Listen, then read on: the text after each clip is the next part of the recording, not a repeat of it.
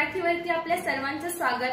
आपण पाहत आहात बिग टीव्ही मराठी। मी तृप्ती कदम। पाहूया आजच्या ठळक घडामोडी। मागण्यावर मांडण्यासाठी मी या ठिकाणी उभा आहे। अध्यक्ष महोदय, नगर विकास विभागाच्या माध्यमातून जत तालुका हा दुष्काळी तालुका आहे आणि या तालुक्यात जवळजवळ जत शहरात एक नगर पंचायत आहे आणि नगर पंचायती जवळजवळ त्या जत शहराची लोकसंख्या 45 ते 50 हजार इतकी आहे। अध्यक्ष महोदय, जत नगर परिषदेच्या माध्यमातून पिण्याच्या पाण्याची योजना अमृत 2 मध्ये साधारणतः 2019 मध्ये सादर करण्यात आली होती, पण अध्यक्ष महोदय तो प्रस्ताव वारंवार पाठपुरावा करून सुद्धा फक्त तो प्रस्ताव प्रशासनातल्या अधिकाऱ्यांच्या दिरंगाईमुळे हा प्रस्ताव अमृत 2 मध्ये या ठिकाणी समाविष्ट झाला नाही। अशा प्रशासनातल्या कामचुकार अधिकाऱ्यांच्यावर त्यांची चौकशी करून त्यांच्यावर कारवाई करण्यात यावी। अध्यक्ष महोदय, त्याचबरोबर आता नव्याने महाराष्ट्र सुवर्ण जयंती नगरोत्थान महाअभियानात राज्यस्तरीय योजनेत जत नगर परिषदेचा पिण्याच्या पाण्याचा प्रस्ताव या ठिकाणी सादर झालेला आहे। त्याला त्वरित मंजुरी मिळावी। त्याचबरोबर अध्यक्ष महोदय, जत नगर परिषदेकडून सन 2024-25 या आर्थिक वर्षासाठी अन्यायकारकरित्या करवाढ करण्यात आली आहे। त्या संदर्भात अवर सचिव महाराष्ट्र शासन यांचे दिनांक 3/7/2024 च्या पत्रानुसार या निमित्तानं त्यावर तात्पुरत्या स्वरूपाची स्थगिती दिलेली आहे। पण अध्यक्ष महोदय, जत तालुका हा कायमस्वरूपी दुष्काळी तालुका आणि 100% अवर्षणग्रस्त असलेला तालुका आहे आणि त्यामुळे जत शहरात सुद्धा या ठिकाणी त्याचा परिणाम आहे आणि म्हणून म्हणतो की याला कायमस्वरूपी या करवाढीला स्थगिती द्यावी। या निमित्तानं आपल्या निमित्तानं शासनास या ठिकाणी मागणी करतो। अध्यक्ष महोदय, सार्वजनिक बांधकाम विभागावर बोलत असताना जत तालुका हा भौगोलिक दृष्ट्या मोठा तालुका आहे आणि माझ्या तालुक्यात 126 आणि 576 वाड्या वस्त्या आहेत। माझा तालुका पूर्व पश्चिम 123 किलोमीटर, दक्षिण उत्तर 70 किलोमीटर एवढा मोठा विस्तारलेला हा तालुका आहे। माझ्या तालुक्यात ग्रामीण मार्ग, इतर जिल्हा मार्ग, प्रमुख जिल्हा मार्ग, राज्य मार्ग आणि राष्ट्रीय महामार्ग यांची अवस्था फार मोठ्या प्रमाणावर खराब झालेली आहे।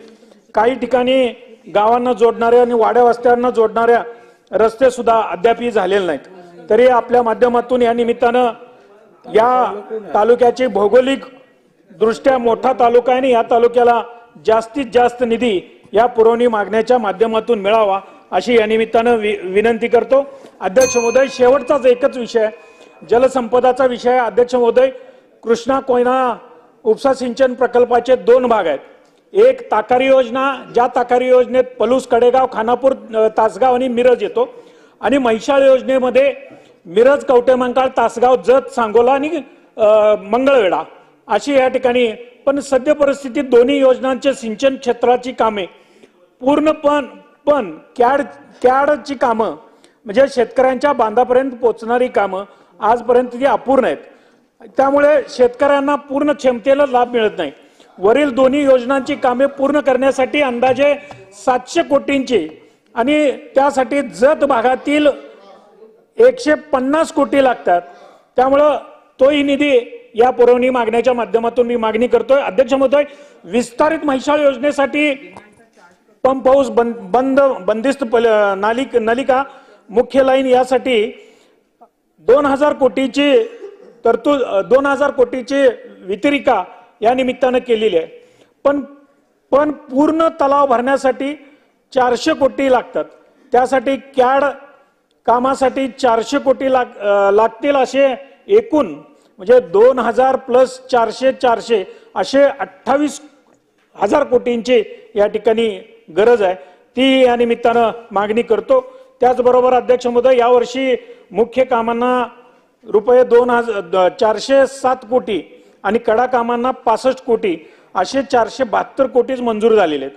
म्हणजे याच गतीने जर कामं होणार असतील तर अध्यक्ष महोदय कमीत कमी 7 वर्ष लागतील आणि मग हे 7 वर्ष जर लागणार असतील त्या योजना पूर्ण व्हायला आणि मग या दुष्काळी तालुक्यातल्या या जनतेला, शेतकऱ्यांना आणि पिण्याच्या पाण्याची जर सोय होणार नसेल तर विस्तारित पंप हाऊसची जी काही कामं आहेत त्या पंप हाऊसची कामं होण्यासाठी वेळ लागणार आहे। त्यामुळे विस्तारित जत योजना पूर्ण होईपर्यंत जे कर्नाटकाला आतापर्यंत आपण पाणी दिलेलं आहे उन्हाळ्यात, ते असं पाणी जवळजवळ 8 TMC पाणी कर्नाटक गव्हर्नमेंटकडे शिल्लक आहे. आणि अध्यक्ष महोदय, पूर्व भागाला लागून असलेल्या या तुपची बबलेश्वर कर्नाटकाच्या योजनेतून आतापर्यंत अप्रत्यक्षरित्या प्रत्यक्षरित्या आपल्याकडं ते पाणी नॅचरल फ्लोनं आलेलं आहे. आणि जे आपलं पाणी शिल्लक आहे ते आपलं हे विस्तारितचं काम पूर्ण होईपर्यंत या तुपची बबलेश्वर योजनेतून या निमित्तानं पाणी मिळावं, त्याच्यासाठी बैठक तातडीनं मंत्री महोदयाने लावी अशी या निमित्तानं विनंती करतो. अशा पद्धतीचे जे काही जत तालुक्यातल्या या दुष्काळी तालुक्यातल्या आपल्या माध्यमातून या शासनाकडे या निमित्तानं मी मागणी करतो. धन्यवाद अध्यक्ष महोदय. आशिष शेलारजी.